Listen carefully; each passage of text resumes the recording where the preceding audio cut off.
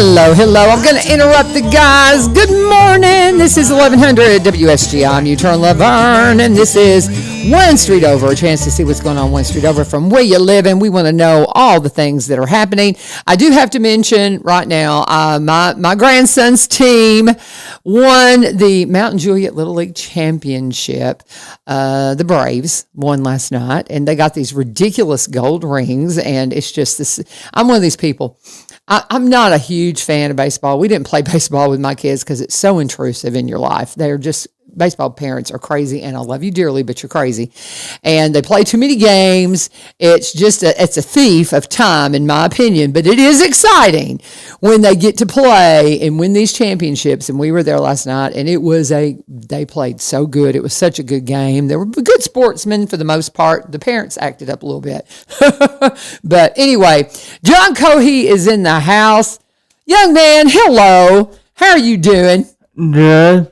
I miss you. I miss you too. Full disclosure, he's one of my students. I had him in the classes. You were in my classes before I really, when we first were building the broadcast program. Yeah. And so they had me teaching like communications classes because my degree is in communications. So that's how I got to have you as a student. Ma'am. Yeah. Because your pathway in high school was more of a business pathway, right? Yes, ma'am. That's what I thought. And now, if you were a new student, you would be on my pathway. You'd be in there with me doing broadcasting, wouldn't you? Yes, Absolutely. We'd have so much fun. Have you've been watching some of our stuff we've produced, haven't you? It's a lot of fun, isn't it? Yes, ma'am. Yeah. So anyway, but what have you been up to? Not much. Well, you graduated in 2023, right? Yes, Did I ma'am. get it right? I was pretty sure. I'm sorry. The years get away from you, you know? And I can't believe you've been out of school 2 years. Me either. That's crazy. That's crazy town. But I see that you're doing a lot with Special Olympics. Yes, ma'am. And you got all these medals. You want to get these medals out? I'll help you out here. But how many have you got here, John? This is crazy. 3. You got 3 of them. But, So what are those for? 2 weekends ago, we went to Lipscomb to the state Special Olympics. Uh-huh. And, I got first place in the 100-meter walk. Okay. And 50-meter walk, and 3rd place in the softball throw. Nice. I love it. I'm so proud of you. That is awesome. You've always been involved in Special Olympics, though. Yes, You've got these medals, but you got a bunch of others. yes, Like, ma'am. how many have you got? Do you have any idea? Dad, you got any idea how many he's got? Because I know he's got a bunch. You got a bunch of them. But, and this is I saw this and I thought, oh, this is so much fun. John sent me, he says, he was like, can you, Miss Vivio, can you, and you can call me U-Turn now, you know, I'm not your teacher. You can call me U-Turn like everybody else does. But it's so weird not to call you Miss Vivio. That's just fine. And, you know, I hear that from other teachers, that their students, they still call them, you know, Miss Vivio or, you know, Mr. Wilson. We were talking about Dr. Wilson. He's our music teacher who is moving away to be with his grandkids, and we're so sad about that. We are going to miss you, Dr. Wilson. But it is, once you start doing, and once I even start Miss Elmore, Mr., you know, all that, Miss Garris, all those ones, you just call them that. Miss Garris was at my house fishing yesterday, and I wasn't there, but I knew she was there. But when I see her out in public, it's still Miss Garris, you know. Her name's Kim, you know, and so it's just kind of funny that you just kind of put that school verbiage on everything. But yes, you can call me Miss Vivio, or you can call me U-Turn. You're not my student. Some of my students try to call me U-Turn because their parents do. And I'm like, no. But kind of like Miss Lolo. You know, she has a nickname, and I'm like, I don't know if I need to do that. I don't know if we need to go nicknames here. You know, I think we probably need to stay a little bit more formal. But he reached out to me and he said, Miss Vivio, we've got a cornhole tournament coming up for the Special Olympics in Robeson County, and we need to, can you talk about it? And I'm like, well, no, you can come on and tell me about it. So there you go. I'm always looking for a reason to have you on because you're so much fun to have as a guest. So tell me about this. When is this happening? What's going on? Give me the info. It's Saturday, June 7th at 9 o'clock in the parking lot of Tractor Supply. We will have food courts, and it will be double elimination, and a $50 $50 per team, and if you want to play, please contact Mr. Burton at 615-389-5655, or her email is missyburton51@gmail.com. And I will put all that stuff up in comments to make sure you know about this. But now their team, and you and I were talking about this before we came on the air. You compete independently, though. Yes, ma'am. So do you still have to pay the $50 team prize as an independent, or how's that work? Yours is $25? $25. Okay. Yeah, your dad's kind of giving us the details there. So you can, in Special Olympics, you can compete independently, or you can compete as a team. I guess, is a team 2 people? No, the team is like Greenboro High School is a team, and all the school is a team, and after you graduate, you can go as an independent. Oh, now I see. So if Miss Gray wanted to bring a team from Greenbrier, she could bring a team. Oh, now I see. Gotcha. That makes sense. So are we expecting some of the schools to bring teams from the, who knows? I'll reach out to Miss Gray. She's a friend of mine. And so she moved to Springfield. She was living up in Hendersonville, but now she's a local. So we'll have to talk to her. And I know that she'll be working summer school, and that summer school starts about that same time. So she may have something going to where they want to do something on that Saturday. That is cool.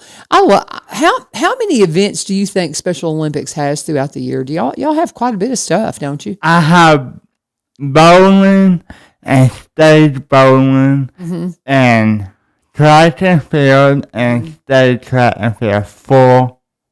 That's fun. That's fun. Have you always been involved in Special Olympics? Yes, ma'am. I love it. It's so much fun. And you said the one that you went to recently was at Lipscomb. Yes, ma'am. Okay. So and you said that was a state competition? Yeah. Okay. So did you had to compete here locally to go to the state one? No, ma'am. You can just go. You can go whichever one. Yes, ma'am. Okay. Well, that's pretty cool. But how many people do you think you're going to have a pretty good crowd for the cornhole tournament? With the Special Olympics cornhole tournament? I hope so. Yeah. So I don't know. This is our first year doing it. Okay. Has cornhole been a event in Special Olympics in the past? Because I don't think I've heard of that one. That's relatively new, isn't it? Is an event? Because I've seen the other events like the field competitions you were talking about, and I knew y'all had a bowling tournament, but the cornhole, this is the first time I've heard of it. Is this the first time you've competed in cornhole? Yes, ma'am. Okay, I bet you rock it. I bet you win. I bet you do. I bet you do great. But I think this is, I can reach out. I can reach out to Miss Burton, to Miss Mitzi, and see. But I think this is a fairly new thing. For Special Olympics is cornhole.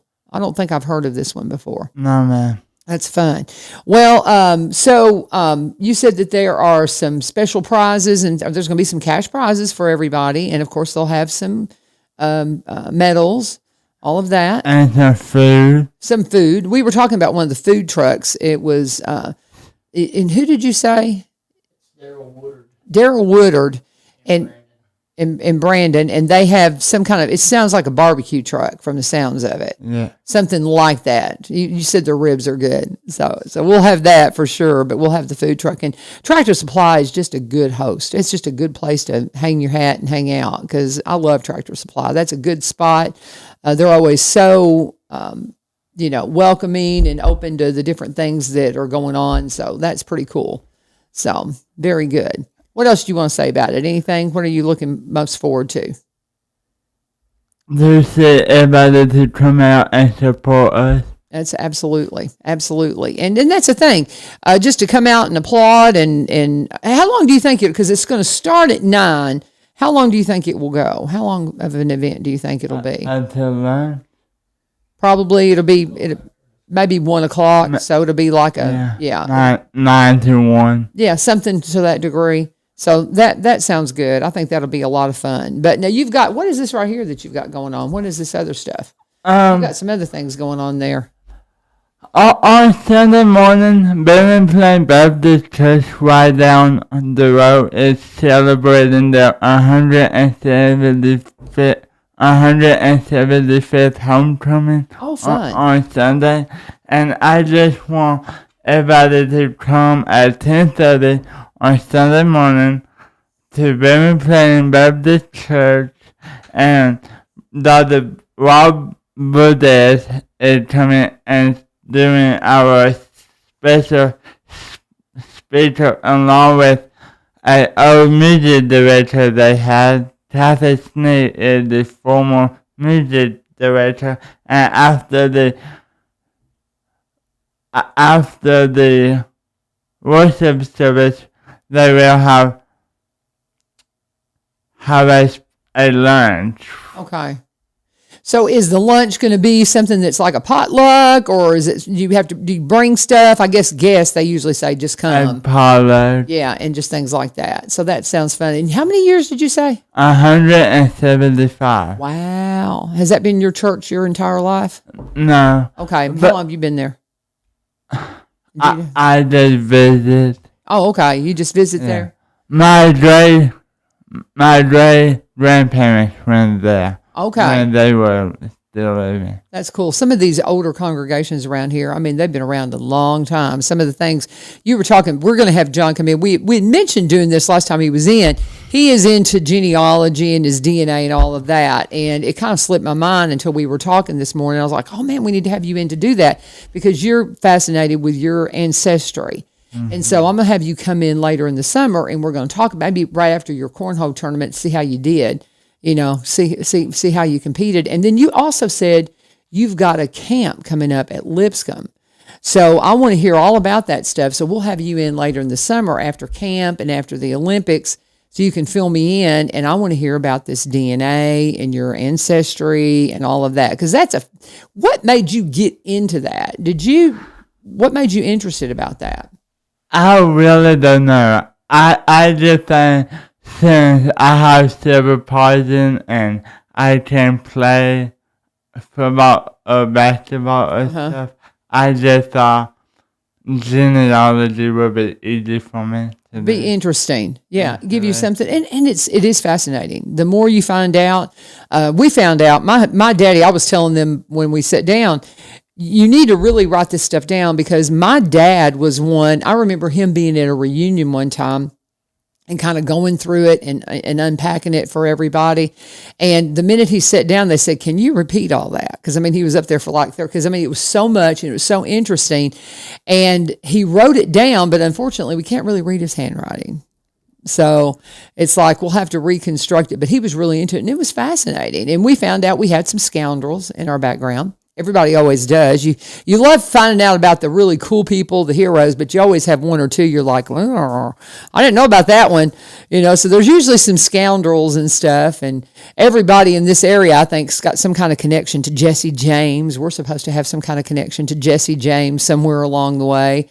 That's always something that people like to connect to for some reason. I don't know, but that's the most notorious scoundrel, I suppose. But we'll have you come in and talk about that. But I am curious. I tell you what, let me do a break, and then let's come back. And I want to find out about this camp and what that's going to entail because it's at Lipscomb's my alma mater. Really? Yeah, I graduated from Lipscomb, and I was actually an adjunct professor there. I tease everybody. I said they were that desperate because I had just graduated and they had a professor that was injured, and they asked me to come in and basically sub for him. And so I subbed for this injured professor for one semester. And I'm a Lipscombian. I'm a bison. So it's a lot of fun, but yeah, it's pretty cool. But I'd love to see you there doing more stuff. I think that's great. So I want to hear about this camp. But let me do a break. Let's talk about Barry and Rebecca Richards with Exit Prime Realty, you guys. I was telling you yesterday, if you want to see the latest listings, just get on their registry. Barry sends me listings all the time. He sends me all the new listings in Greenbrier, of course, because those guys, they can be in my class. They actually have, they'll send you new pricing. If there's a house that maybe has been on the market and it's not moving and maybe they're going to drop the price, they'll send you those updates. I'm captivated by this one up in Cottontown right now. It is absolutely beautiful. If you're somebody that's really wanting to get some land, beautiful home on this property. It's at 358 Spring Valley Drive in Cottontown. And if you're interested, it's got a little creek running through it. It is so peaceful and just beautiful. Close to Nashville. Cottontown's a really high interest area for folks. It will go fast. I don't see on here that it's sold yet, but that's one of those. If you're interested, you better get on it. They've got one up in Hendersonville at 127 Fairways Drive. They just put a new price on. And you'll find these things if you go to Barry and Rebecca Richards. Just Google them, Exit Prime Realty. You'll find that Barry's office is the brokerage office that's here in downtown. Rebecca has the real estate agency office that's in White House, and they combine those two to bring you a new branch in the exit tree, as we like to say, Exit Prime Realty. You can give them a call at 615-504-7425, 615-504-7425. They live in Cross Plains. They've been there. They got to Robertson County about the same time I did, about 30 years ago. I've been here a little bit longer, but so this is our home county. They are Cross Plainians. They specialize in Robertson County properties, but they also buy and sell in the surrounding counties and across the state line in Kentucky, because also, like me, they got a very diverse background, and they're originally from Kentucky, so they understand the nuances of living in a state that has an income tax and then maybe working in a state that doesn't. How does that, affect? You have to take all that into consideration when you're looking at how much home you can afford. And those are the things that they are expert at. Rebecca, one of the first in the area to be a seniors real estate specialist. She's great for us seniors. I can't believe I say that about myself, but I'm getting old. And they did a market analysis for me, so I know what the value of my home is. And if I decide I want to pull a little equity out, I know what the numbers are. I don't have to wonder about that. But buying or selling, whatever it is you need, Barry and Rebecca Richards, Exit Prime Realty, sellwithbecky.com, sellwithbecky.com, or buy, B-U-Y, robertsoncounty.com. Always please let them know U-Turn sent you. John Cohea is in the house. Full disclosure, one of my former students, one of my favorite students. He graduated in 2023, and we are talking about everything to do with the Special Olympics. We've got the Special Olympics Cornhole Tournament for Robertson County Special Olympics. It's Saturday, June 7th, 9 o'clock in the Tractor Supply parking lot. Food trucks, cash prizes, $50 per team, $25 if you want to compete individually like John does. And you can call Mitzi Burton at 615-389-5655, 615-389-5655, or go to mitziburton51@gmail.com, and I will absolutely put all that information up on the comments for you so you know all about it. I want to know about this camp. What's this camp you're going to at Lipscomb? This camp is going to be when you were at Lipscomb, did you ever heard of the BEST program? No, I didn't. The BEST program. Yeah. The EST? Okay. What is it about? It helps with disability. Okay. And it will really help me. Okay. So it's just some helping you find some new skills, maybe? Yeah. Cool. Yes, ma'am. Awesome. And I leave on Sunday and do that on Thursday. So it's an overnight. Uh-huh. Oh, man. That's different. Yeah. It really is. So, okay. Have you done overnight camps before? No, ma'am. Oh, John, that's going to be so much fun, though. You're going to have a great time. How many are going, do you think? How many participants? Do you have any idea? I don't know. Oh, that's going to be fun. What's mom and dad think about this? Are they a little nervous? I mean, I know you guys. Yeah. It's like, I don't know about this. That's hard to have you be off without them, because that's wild. Oh, my goodness. How much fun. So you're leaving Sunday. Uh-huh. Oh, I'll be praying about that. You're going to have a great time. I love Lipscomb. I do. That's my people. And so many wonderful people on staff there. It is just a wonderful place. What dome did you stay in? I was in, oh my goodness, what was the name of it? Ooh, I'm 62, John. You're putting me on because I was only, and I lived off campus a lot. when I was at Lipscomb, because when I went to Freed-Hardeman for 3 years. Okay, so I stayed in the new women's dorm there. I was there. When I got to Lipscomb, I was only in the dorm one semester, and then I moved off campus, and I can't remember which one it was. I could walk you to it, but I can't remember the name of it. Put me on the spot. I'm like, oh my gosh, I don't know what dorm it was, because I was in the dorm for just one semester, and then I moved off campus because I came in as a senior to try to kind of, I needed something different. So I came to Nashville. And there's a long story about my relationship with Lipscomb and Freed-Hardeman, but you don't need to know all that. Anyway, I ended up getting my job as U-Turn LaVern while I was in my senior year, and dropped out and didn't finish until 2009. So I was like a 20-year senior. I don't recommend that. It was much more, it would have been a lot more economical if I had gone ahead and finished in 1984 than coming back in 2009. It was quite a bit more expensive, but I did finish. And then it was right after I graduated, they recruited me to fill in for a professor, and I was an adjunct there. But I love Lipscomb.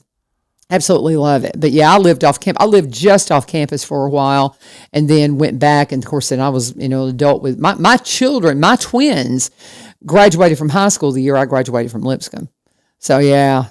I'll have to, I'm sure they've renamed that dorm by now. I'll have to go and look now. You've put me on the spot. I can't remember, but I love Lipscomb. It's just a wonderful place, and it's just a great family to be a part of. Yeah, you'll have a great time. You're going to have so much fun there. Have you done much you said you did this Olympics thing at Lipscomb. Is that the first time you've been out there doing anything, or have you done, yeah? This is my second year at state track and field. Okay. So that's I love that you're out there though, because they've got a great program. They've just got so many wonderful things going on. You'll have fun. They have Impact coming up. It's and it's coming up really soon. I'm wondering kind of if that's going to be going on around the same time. It's a youth event for kids, where it's they bring in youth groups from churches, and it's wild. I mean, it's a lot of.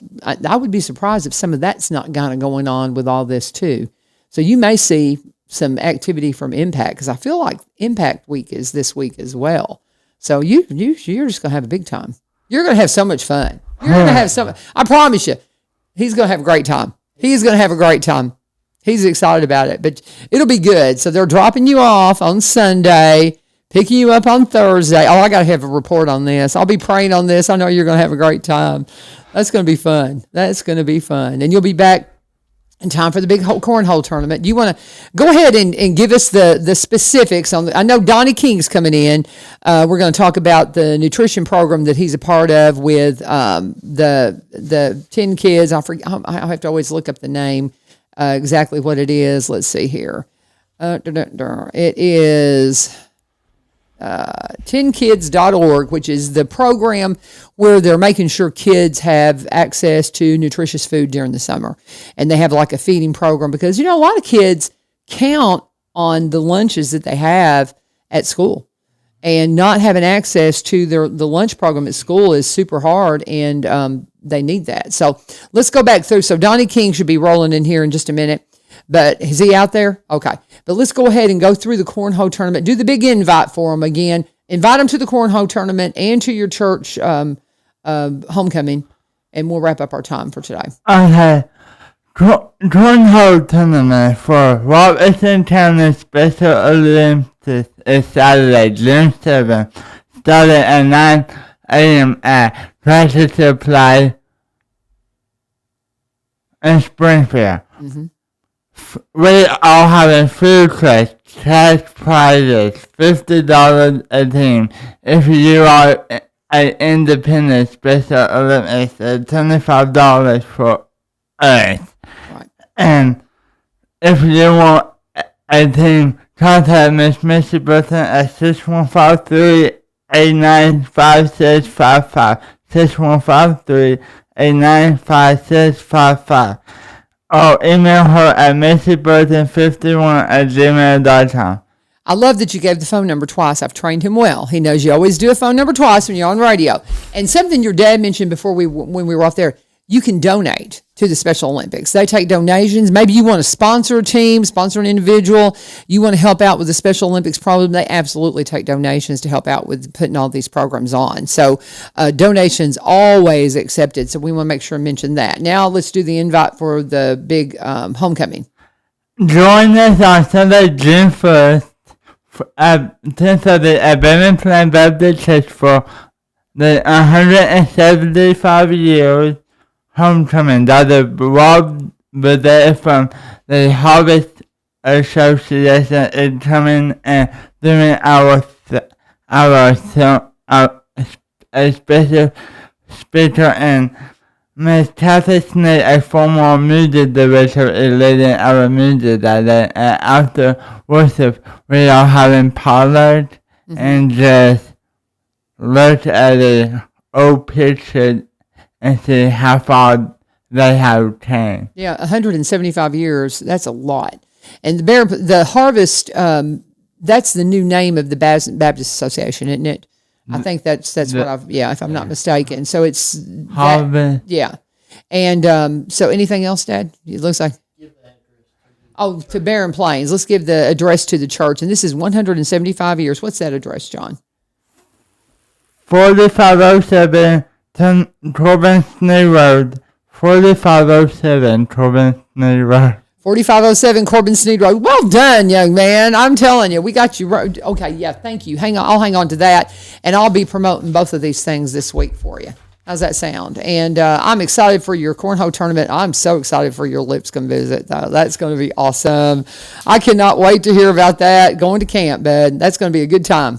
That is going to be a good time. Do you want to do an hour next time since we do genealogy and all of that? We'll see. If I can lock up an hour, we'll see if we can do that. Dad's going, man, you just can't. You're just so funny. You're so funny. We'll see if we can do that, John. Thank you, sweetheart. Thank you. Thank you so much. Y'all have a great day.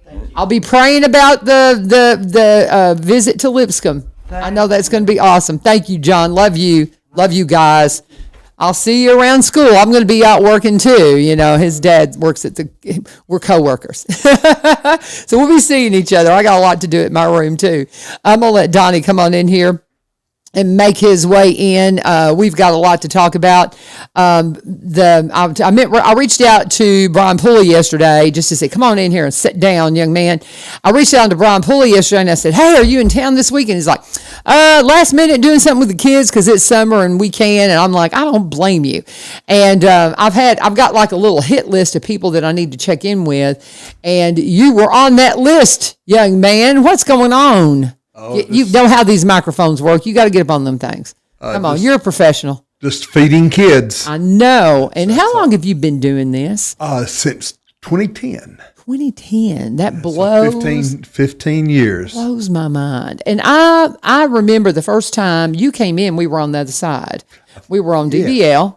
And I got to hear the story of how this started. And I was talking with Brian. He was kind of giving me the schedule of everything. And I've got that right here of how things are working this summer as far as, there it is, the schedule that you've got all summer and how kids are going to be able to have access to the food items this summer. And I said, you know what I find just so interesting is the background of how this began. Can you tell us that story? Sure. Okay. Sure. And again, this is Donnie King, and it's from tnkids.org. TN Nutrition. But it's the website is tnkids.org, but it's 10 Kids Nutrition, feeding kids since 2010, and it is an amazing program, and it is a God-driven. I mean, the story. I mean, it's just the way God let everything fall into place. It's so God, it is. It really is. It really is. Mm-hmm. It all started in 2009. Right. Around Thanksgiving, there was a group of us from church that were smoking turkeys. Mm-hmm. We were having a feeding our neighbors for Thanksgiving, where people would come in and get a meal, and we were cooking those turkeys and sitting around talking, and the conversation kind of evolved into helping others, and we were talking about how good it was that people did so many things for others around Thanksgiving and around Christmas. But after Christmas, it fell off, and we were kind of lamenting that fact that people didn't stop being hungry, didn't stop being cold, didn't stop having problems just because Christmas was over. And so one of the gentlemen who was there, Jerry Duncan, his wife was very closely associated with the backpack program and still is. She is actually the director of the backpack program, which is one of our programs. We may talk about that in a few minutes. Right. But Jerry was there, and he was telling us about the backpack program and all the wonderful things that they did to feed kids. And I was working for the state at that time, and was a part of a team that had a lot to do with the federal programs that were available to feed kids. And so I was telling the people who were there about the programs that were available to feed kids. And they said, well, is any of that being done in Robertson County? And I said, well, unfortunately not. And they said, why not? And I said, well, there's just not an agency here in town that's got the resources to take it on. And almost jokingly, one of them said, well, you ought to retire and we'll start an agency like that. And I kind of laughed back because I only had 29 years at that time with the state, and I had 2 kids in high school and 1 in college, and I said, I can't afford to retire yet. And that kind of ended that conversation. But then that next week, I was walking on the streets of Nashville at lunchtime and bumped into the commissioner's secretary. And she said, well, I hear you're retiring. And that just floored me because any conversation about me retiring had gone no further than that day when we were sitting around the fire cooking the turkeys. But you were talking about God things, and that kind of set me back, and I thought, well, maybe God is trying to push me in that direction or lead me in that direction, or I think push me is a good way. Sometimes it takes a good swift kick in the butt to get us going in the right direction. I hear you. And but anyway, I told her the same thing. I said, well, I can't retire. I've got kids in college, kids in high school. I've only got 29 years. And she said, well, I bet if you went and talked to the retirement board, I bet you've got enough leave that you could retire right now. And so that made me think. And so I did. And they said, yeah, if you work another 2 months, you can retire. And, and so I went home and talked to my wife about it, and talk about swift kicks in the butt. That wasn't exactly what are you thinking? Yes. She told me the same things I already knew. Yeah. We've got kids in college, kids in high school. Yeah. You can't retire. But we talked about it and prayed about it and talked about it and prayed about it and decided it was something that we could financially do. And so I did retire, and we started doing all of the things that you had to do to get a nonprofit set up. And by August of that year, we had received our approval from the federal government to be a nonprofit, and we had our first board meeting in that late fall, and we started feeding kids, and we've gone from a little bitty agency just serving the backpack program here in Robertson County to a multi-county agency, several $1 million that runs through us each year, and by the time 2025 is over, we think that we'll have fed close to 500,000 kids. That's wild. 500,000 meals to kids. That's amazing. Isn't that amazing? And I just love when I love hearing those God stories. And I mean, whenever somebody comes up and says something like that, they weren't privy to the conversations that you had when you were doing the turkeys. And it's like, well, how in the world? And God will give you those directions. He will absolutely direct you. He'll whisper things, and he'll just come right out and look you right in the eye sometimes and say, oh, it's time for you to retire. And you just forgot about, you had all that leave set up, and it just worked out. And I love that story. You think and when, Brian mentioned that the other day, I thought we need to hear that again. Yeah, Brian's a great friend. And, but, it makes me think of the story of Jonah. Jonah didn't want to do what God had told him to, and he not only got a swift kick in the butt, he went down a big fish's throat. Yes, he did. Yeah. So you just never know what the direction is gonna go. So with that said, how can the community help you with this summer? Okay, there we go. The good thing about the summer program is that we receive sufficient funds from the federal government, from the state of Tennessee. It's federal funds passed through the state that come to us to run this program. Okay. We have sufficient money to do that. So during the summer, it's not a matter of finances. If people want to volunteer their time, they can do that. But one of our programs, the backpack program, I mentioned that Jerry Duncan, his wife Lisa, Jerry was a part of the initial. He was our original chairman of the board, and unfortunately, he's no longer with us. But his wife still is, and she runs the backpack program. And the backpack program is 100% funded by donations. Okay. There is no federal money, no state money. There are grants that we apply for. We have some great partners here in the county. Is it okay to mention some names? Oh yeah, absolutely. Okay. Of course. Okay. On the business side, Walmart and Bath Fitters and Electrolux, they are some great partners of ours. Then Second Harvest Food Bank provides us with a lot of food to give to kids through the backpack program. United Way, we were talking about Brian Pulley with United Way. United Way is a great partner of ours, helping out with the backpack program, and that does provide us with the agencies, not the agencies, but the civic groups, the businesses here in town. They do provide a lot of support to us. Churches in this area are very supportive of the backpack program.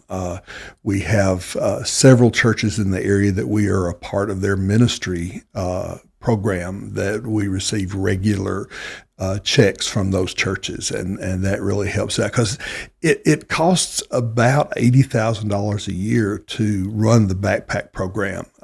For those that may not be aware of what the backpack program is, do you want the backstory of it real quick? Sure, absolutely. Coopertown Middle School, the new school opened in 2005.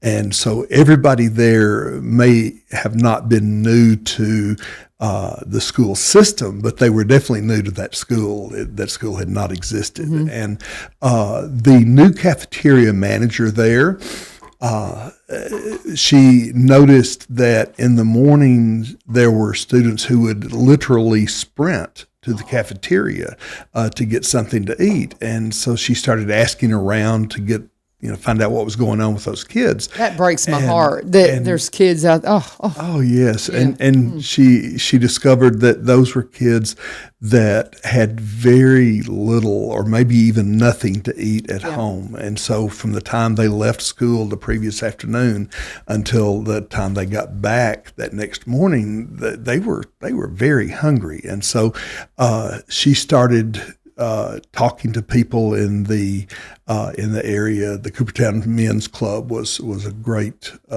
supporter of hers. Her name was Patty Dunn, and she talked to the groups in the Coopertown area and raised some money and got some donations of food and started sending bags of food home with kids on Friday afternoons, and that way they would have something to eat over the weekend.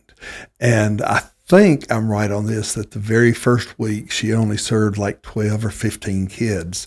But Patty grew that program in 5 years 15 years. By 2010, it had grown to where it was serving every school in the county, and it was serving 200 and some odd kids. And Patty was just doing it as not as an employee of the school system, but in her spare time, and it just got to where it was more than she could handle. Mm-hmm. And so that was about the time Teen Kids was starting. And so they heard of us, and they came to us and asked us if we would be interested in helping with their endeavor, that they had some funding sources they could take advantage of, but they were not a 501c3 agency. Mm-hmm. And so they could not apply for the funds that would help them. And so we agreed to be their umbrella organization and help them out. And after a while, through some people aging out and through some illnesses, the program just totally became ours, and we've grown it since that time. We still serve every county every school in the county system. This year we served almost 700 kids each week. And like I said, it takes about $80,000 to run that program for a year. One thing that we're very, very, very proud, we want to yell this every time we get a chance, that absolutely none of the donated funds goes to anything other than feeding kids. Right. There's no administrative cost. There is none. Right. We have no salaries.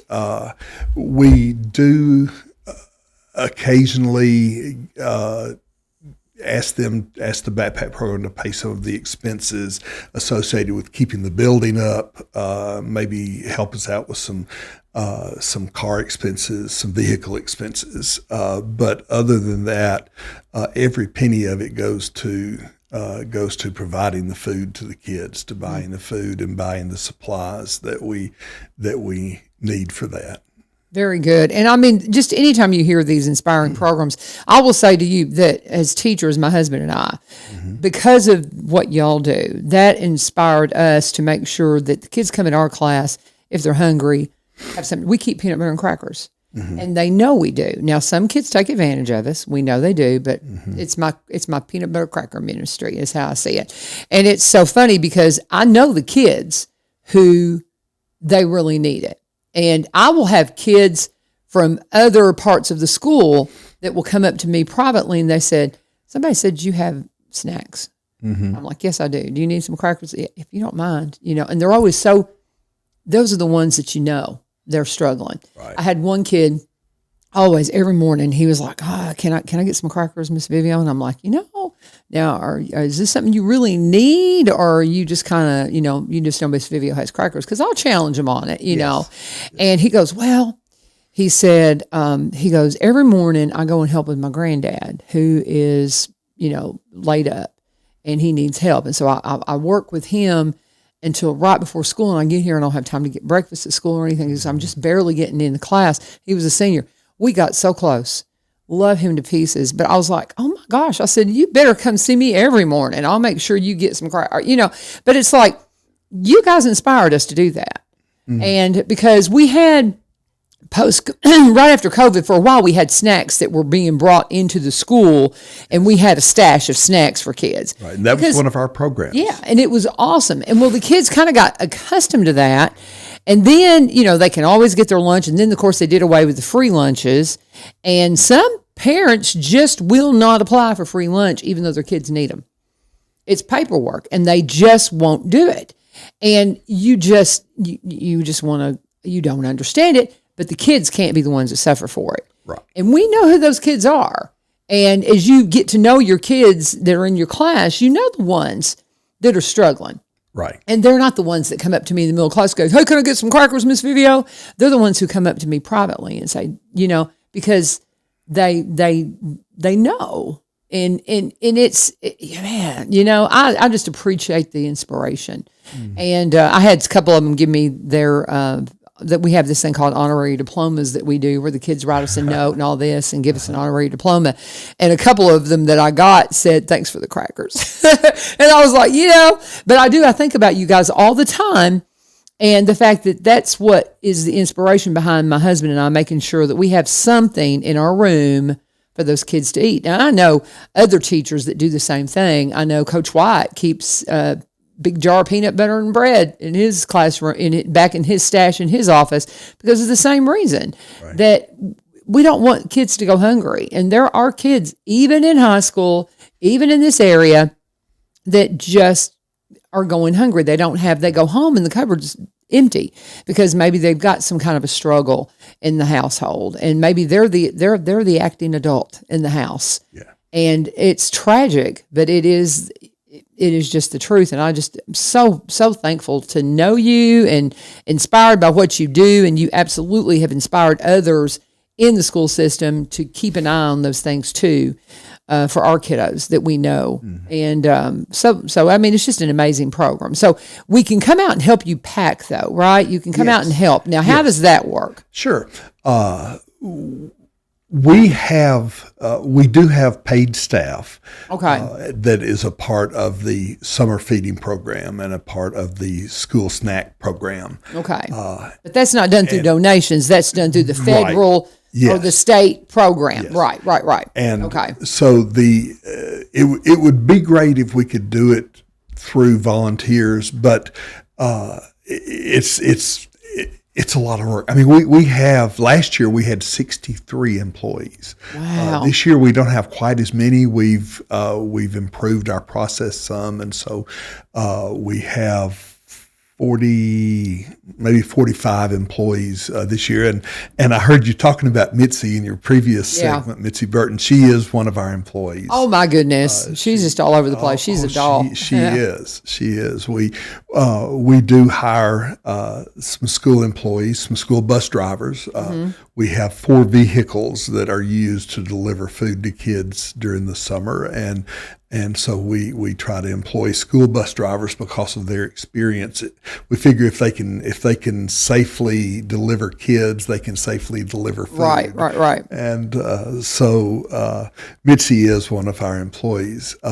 But by having paid employees, you can guarantee that people are there. So we have employees there from 6 in the morning until about 2 in the afternoon. We're guaranteed to have employees there. And then after 2, there are always people there, but we don't guarantee they're going to be there. Their shift ends at 2, but some of them stick around to do some more things. And so if someone wants to volunteer, they can just walk in. Okay. There is no requirement to pre-register.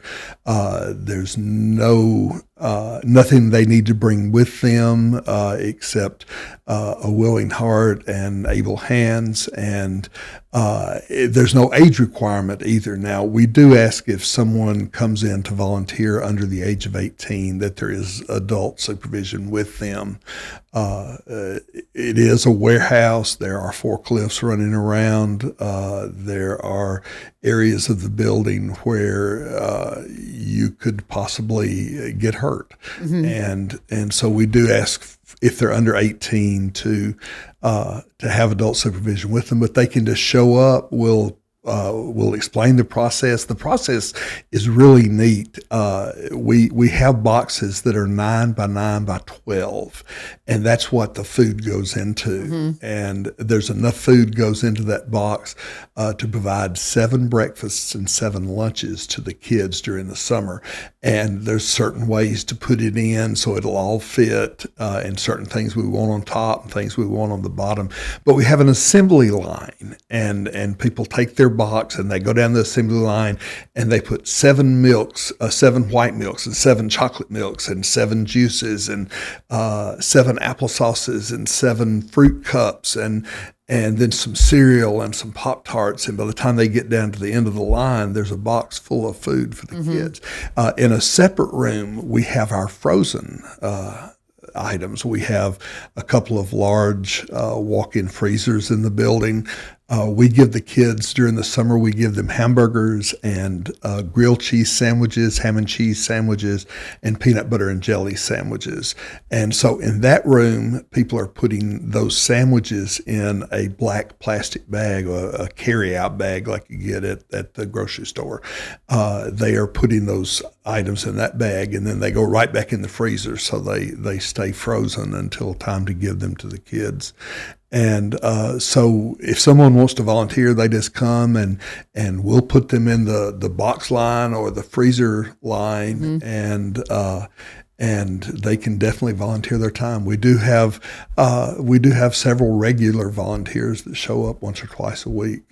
And let me share this with you, that you were talking about Mitzi in your previous segment, and her working with Special Olympics and children with needs, and we try to be very accommodating to people with special needs. During the school year, we also run a snack program. You had mentioned the snacks for the kids. That program has really been scaled back, not by our decision, but by the federal decision. Right. We can no longer give it to every student in the school. They have to meet certain criteria. Luckily, need is not one of those, and so we don't have to worry about proving that the kid has need. But if they are participating in certain activities, we can give them a snack. And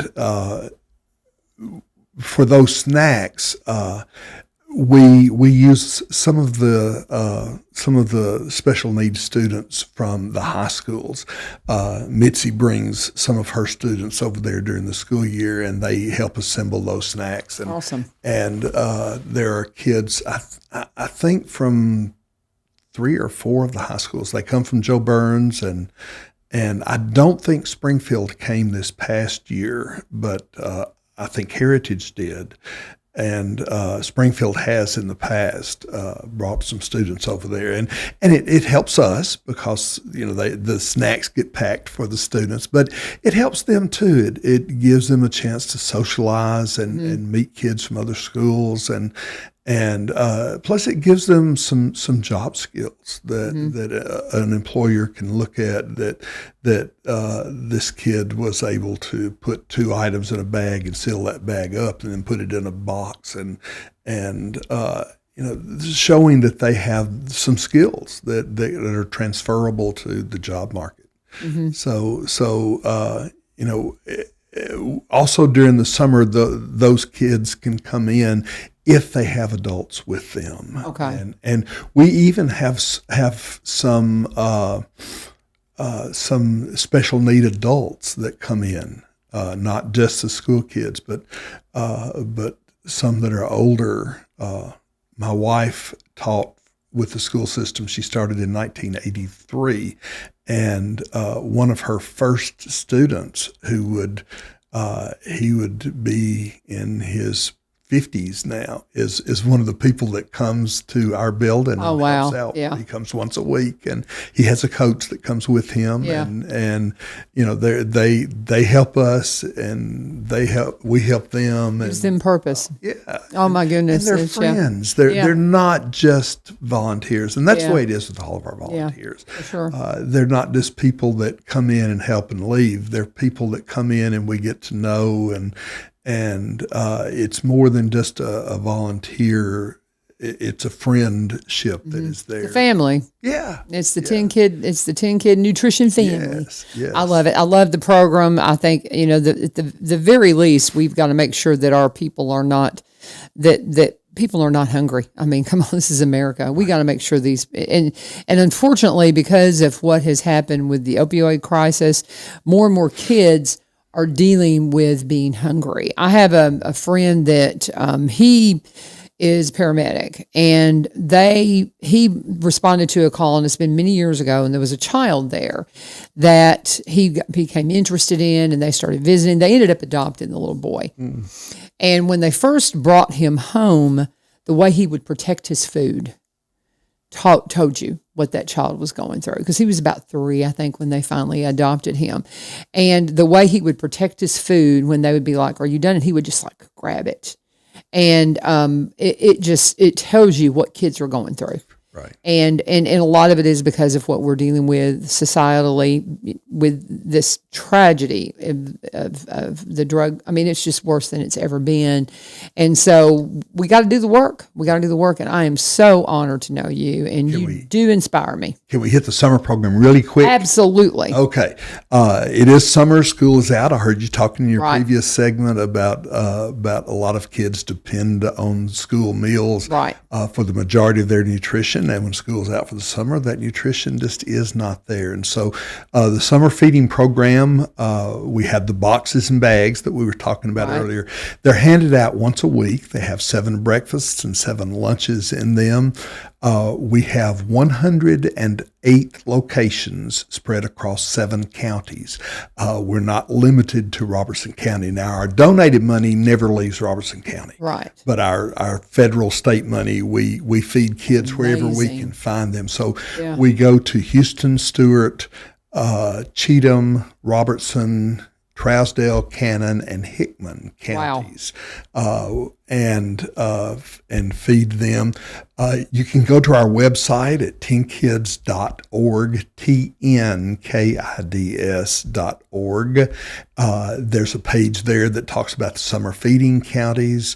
You can go to that page. You can go to our Facebook page, 10 Kids Nutrition, and find out what the schedules are. We serve 5 days a week in Robertson County, 2 days a week in Cheatham County, 1 day a week in the other counties. And there are multiple stops in every county. There should be one close to you. So there are 64 stops in Robertson County alone. But every part of the county, except White House and Greenbrier Ridgetop, have sites in those cities. Those cities we're not allowed to feed. They have to be in a rural area, and that's a long discussion. But White House is not considered a rural area because they do so much commuting to Nashville. And it's the same with Greenbrier and Ridgetop. They are not considered rural areas inside the city limits. But we do try to set up sites just right outside the city limits. So in Ridgetop, at Watauga Elementary School, in the back playground, as long as we are off of the park, off the asphalt, we can hand out food in that playground. Because it's in the rural area. And this is to keep in line with what your regulations are. Okay. Wow. I didn't realize all that. And so, it is. But, can I, and I know we're right here on time, and I didn't realize we needed more detail on this. But so if I know of a family that needs food, and the parents aren't going to come get it, can I get it and take it to them? What are the stipulations for me to be able to pick up food and take it to a kid? Parents and guardians can pick up food for kids. Now, that guardianship does not have to be legal.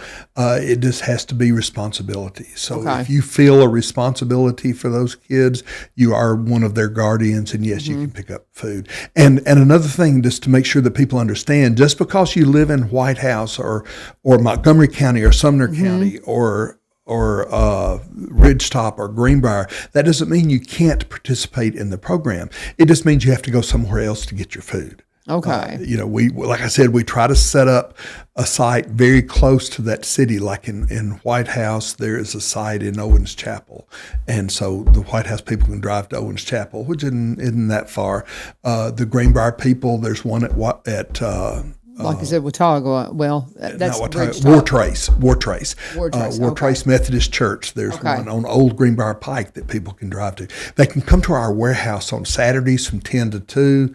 No matter where you're from, we have people drive in from other counties, Just to- like they from know they can Sumner or pick up the food. Montgomery. What do they need to qualify? Do they need like proof of address? What do they just tell you? We do ask for identification, but Okay. we do not record any information off of that Okay. identification except the person's name. Okay. That's just for integrity. They're only allowed to get one box per child per week. And by recording the name, we know that if somebody went to one site Monday and they show up at another site on Tuesday, They're double dipping, Yes, and they're taking advantage Right. because there are people that will, you Yes, know, that always, and so okay, and I look at that. I try not to. I do not condemn them for doing Right. it because I figure if they're going to do that, there's a reason. There's Right. a need Yeah. there, but still we can't allow it. So Yeah. just because we don't condemn it doesn't mean we have to allow it or Right. we can't allow it. right, So we do our best to make sure that the rules are followed without casting any judgment on the people. of course. I love it. Love you, brother. Love what you do. You inspire me. Donnie King, and again, this is with TN Kids Nutrition, and you can TN Kids Nutrition. You can call them at 615-973-7050, 615-973-7050.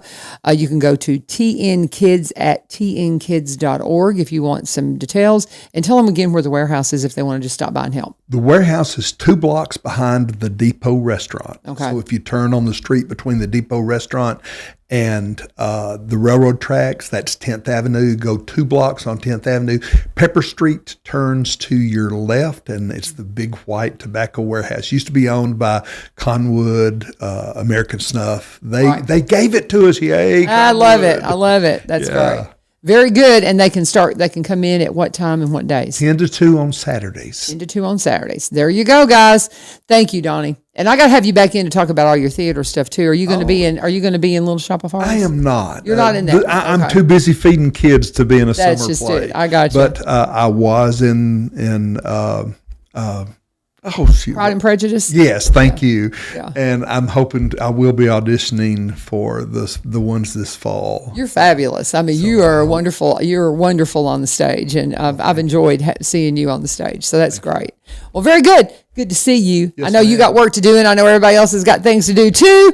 Thank you for joining us for One Street Over. This is 1100 WSGI. Join us tomorrow. We're going to have a Celebrate Recovery show with Matt Driscoll and Spence Boston are going to be here talking about the programs at Epiphany Baptist and at Calvary Baptist up in Greenbrier, and just all the stuff about Celebrate Recovery. Of course, I'm involved with that. So join us for a Celebrate Recovery Hour tomorrow here again on 1100 WSGI. God bless. Have a wonderful day.